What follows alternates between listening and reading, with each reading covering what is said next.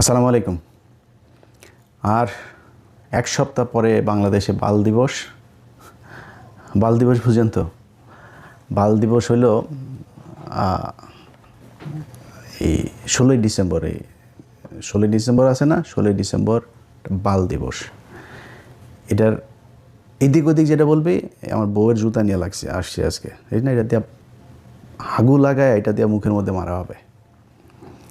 16ই ডিসেম্বরের যে বিজয় দিবস বলবি ওইটারে। অনুষ্ঠানের ভিডিও পুরাটা দেখা তারপরে শেষ করতে হবে। একটু শুই না পাশার মধ্যে গরম তাপ লাগে তারপরে জাম করে উঠা গেলে হবে না। শেষ পর্যন্ত উঠা তারপরে বলে যাইতে হবে যে ইলিয়াস ভাই কি আসলে ঠিক বললো নাকি ব্যাঠিক বললো। যদি ব্যাঠিক বলি আমার জুতা দিয়ে পেটায়েন, কোনো সমস্যা। আপনাদের সবার জুতা নিয়ে আমার গালে আমি নিব, কোনো সমস্যা নেই।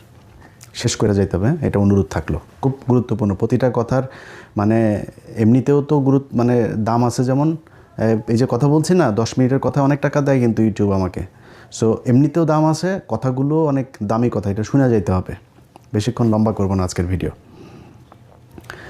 মুক্তিযুদ্ধ নিয়ে কিছুই বলা যাবে না, বিশাল আকারে মুক্তিযুদ্ধ নিয়ে একদম আলাপই করা যাবে না। এটা কোরআন নাকি যে এটার কোনো পরিবর্তন নাই, কোনো কিছু নাই, কোনো আলোচনা করা যাবে না। মুক্তিযুদ্ধের সময় এখন পর্যন্ত যারা মুক্তিযোদ্ধা আছে, আমাদেরকে যারা মুক্তিযোদ্ধা বলে, যারা যুদ্ধ করে দেশ স্বাধীন করেছে, এই মুক্তিযুদ্ধ মন্ত্রী ছিল এই যে মুজাম্মেল, নিকোলের বয়ফ্রেন্ড। 5 তারিখের আগের দিন পর্যন্ত নিকোলের মতো এরকম অনেক নারীদের খেয়ে গিয়েছে। তার মানে শরীরের শক্তি টক্তি ভালোই আছে। তো এরকম মুক্তিযোদ্ধা সারা দেশে আছে না? 20,000 টাকা করে ভাতা নিচ্ছে। এদেরকে ডাক দিয়ে আপনি জিজ্ঞেস করতে পারতেন না যে ভাই আসলে কতজন মুক্তিযোদ্ধা ছিল, কে কে রাজাকার ছিল, কার কার মারে পাকিস্তানিরা নিয়ে লাগাইলো? এগুলো করা যাইতো তো, খোঁজ নেওয়া যাইতো না? করেন নাই। কারণ কি? এটা বিশাল একটা গ্যাপ এই জায়গায় আছে। এই ভ্যাকিউম কেউ পূরণ করিতে চায় না। কারণ কি? এইটা করলেই এই যে ব্যবসা, এই ব্যবসা সব শেষ। এই ব্যবসা তোকে বন্ধ করতে হবে। এই যে এখন দেখেন না, আওয়ামী লীগ চলে গিয়েছে, এখন বিএনপি এসেছে, এসে তারপরে সেই ব্যবসা আবার শুরু করেছে। সব শেষ। তারেক রহমানের একটা বক্তব্য শুনলাম। তারেক রহমান ভাই, আপনি সব শেষ যে বক্তব্য দিয়েছেন, আপনার বক্তব্য কিন্তু আমরা এই 71-এর মুক্তিযুদ্ধ নিয়ে গত 6 বছরে 7 বছরে আপনার অনেক বক্তব্য আমরা শুনেছি। আপনি কিন্তু একদম মানে পড়াশোনা যে প্রচুর করেছেন ইতিহাস নিয়ে, সেটা বোঝা গিয়েছে। আপনি বই ধরে ধরে তারপরে এই আলোচনাগুলো করতেন, সেই বক্তব্য শুনেছি। আজকের এই 2 দিন আগের যে বক্তব্য আপনি ইতিহাস নিয়ে দিয়েছেন, সেই ইতিহাসের বক্তব্য আর আপনি এতদিন যেই বক্তব্য বলেছেন সেটা মিলছে না একসাথে।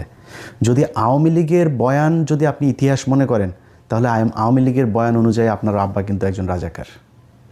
এটা কিন্তু মাথায় রেখে তারপরে ইতিহাস নিয়ে আলোচনা করতে হবে খুব সাবধানে।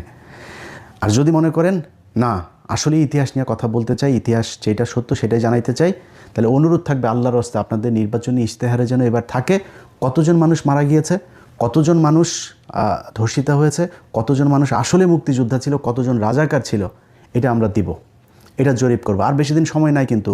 জেনুইন অরিজিনাল মুক্তিযোদ্ধা, এই মুজাম্মেলদের মতো ভুয়া মুক্তিযোদ্ধা না, অরিজিনাল মুক্তিযোদ্ধা তারা কিন্তু এখন সবার বয়সী 70-এর উপরে। আর 5 বছর পরে কিন্তু একটারও খুঁজে পাওয়া যাবে না। খুঁজে পাওয়া গেলেও তাদের বক্তব্য রেকর্ড করতে পারবেন না, কারণ সেই অবস্থা তাদের শারীরিক মানসিকভাবে থাকবে না।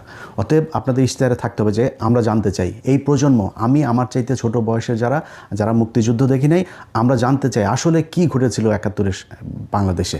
এটা জানার অধিকার আমাদের সবার আছে। এখন যদি আওয়ামী লীগের বয়ান দিয়ে যদি চালাইতে চান, খুব খেয়াল করে তারপরে সামনে পা ফেলতে হবে। কিন্তু ধরেন এই পৃথিবীর ভেতরে ধরেন একটা দেশ বলেন, অ্যাকসেপ্ট এই আপনার মিডল ইস্ট, যেসব আর চীনের মতো যেসব দেশে রাজতন্ত্র, একনায়কতন্ত্র, কমিউনিস্ট, এই টাইপের দেশটাই যেগুলি আছে, এর বাইরে যেখানে গণতন্ত্রের প্র্যাকটিস আছে, পৃথিবীর এমন কোনো দেশ দেখাইতে পারবেন না যেই দেশে অ্যাট এ টাইমে প্যারালালি 3টা পলিটিক্যাল দল এক্সিস্ট করে। 2টা, সবখানে 2টা। আপনি আমেরিকা বলেন, লন্ডন বলেন, যত মানে বড় বড় আপনার দেশ যা আছে, সেটা এই ইন্ডিয়া বলেন আর বাংলাদেশ বলেন, কখনোই কিন্তু 3 দল একসাথে সমান শক্তিশালী 3টা বিরোধী দল পৃথিবীর কোথাও নাই। যেখানেই যাবেন আপনি 2টা। এখন বাংলাদেশে 2টা শক্তিশালী রাজনৈতিক দল আছে, একটা বিএনপি, একটা জামাত। আমার মনে হয় এখনও বিএনপি সবচাইতে বড় দল, 2 নম্বরে যদি জামাত ধরেন, কিন্তু খুব শক্তিশালী। কিন্তু এটা খালি মানে মুখের কথা না, এটা বিএনপিও হারে হারে টের পাচ্ছে যে জামাত যে ভেতরে ভেতরে যে কী পরিমাণে ভোট তাদের বেড়েছে।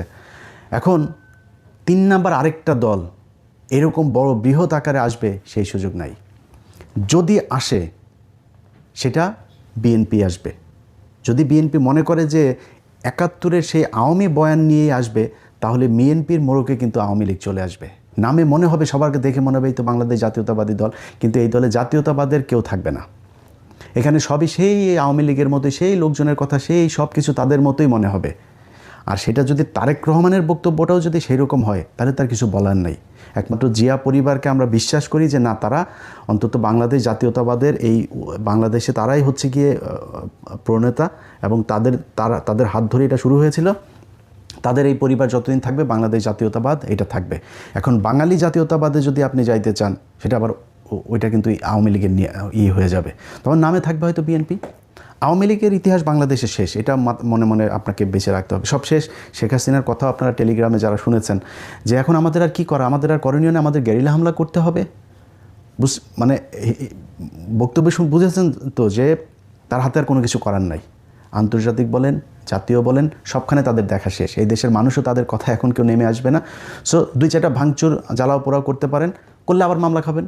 এই রাস্তা তো আপনারা দেখিয়ে দিয়ে গেছেন। একটা হবে 1200 মানুষের নামে মামলা হবে। মুরগির উপর বোমা মারার মামলা করেছেন না? সো এই রাস্তা তো আপনারা দেখিয়ে গিয়েছেন। পুলিশকে সেই ইকুইপমেন্ট দিয়ে গিয়েছেন। আড়ি পাতা দিয়ে এখন স্বরাষ্ট্র উপদেষ্টা সরাসরি বলে আড়ি পাতা হবে। আপনারা এগুলো করে খুব বেশি সুযোগ সুবিধা নিতে পারবেন না। সো বিএনপি জামাতের জায়গায় থাকবে। জামাত যেহেতু উঠে গিয়েছে, জামাত তো এখান থেকে উপরে উঠবে, নিচে নামবে না তো। এখন আপনারা কারা থাকবেন? বাংলাদেশ জাতীয়তাবাদ থাকবেন না বাঙালি জাতীয়তাবাদ থাকবেন? সেটা হচ্ছে আপনাদেরকে ডিসাইড করতে হবে। যাই হোক, বিএনপিকে খুব বেশি নসিহত করতে চাই না, বিএনপির নিজস্ব ব্যাপার।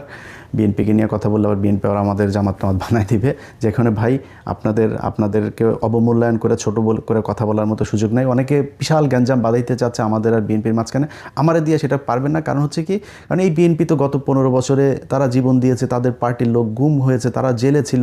এই পুরো দলটারে একদম যা মনে চায় তাই বলবেন, এটা বলা আমার এত দুঃসাহস হয় না, যে কারণে খুব বেশি বুঝাইলাম না। বাট সামনের দিনগুলোতে খুব সাবধানে পা চলতে হবে।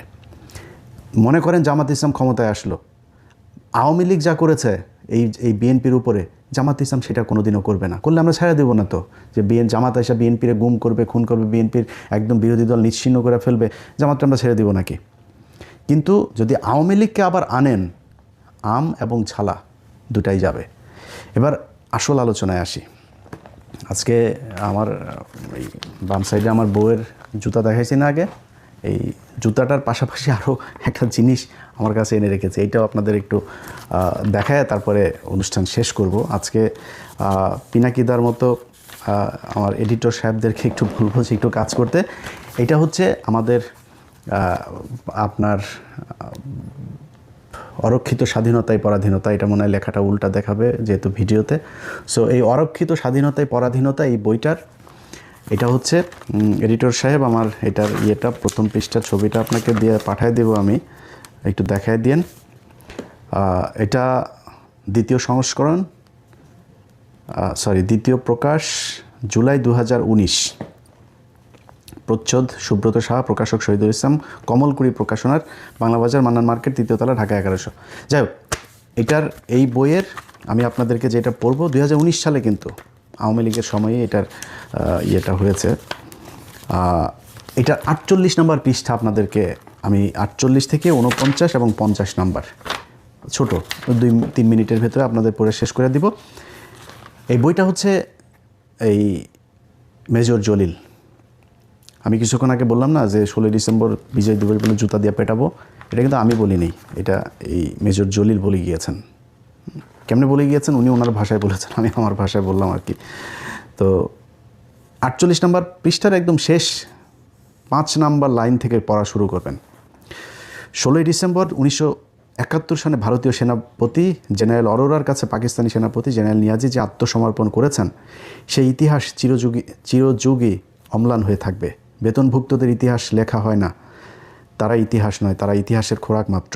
ঐতিহাসিক 16 ডিসেম্বর 1971 সন বাংলাদেশের মুক্তিযুদ্ধের আনুষ্ঠানিক অবসানের দিন। আনুষ্ঠানিক কী দিন? অবসানের দিন, বিজয়ের দিন না কিন্তু।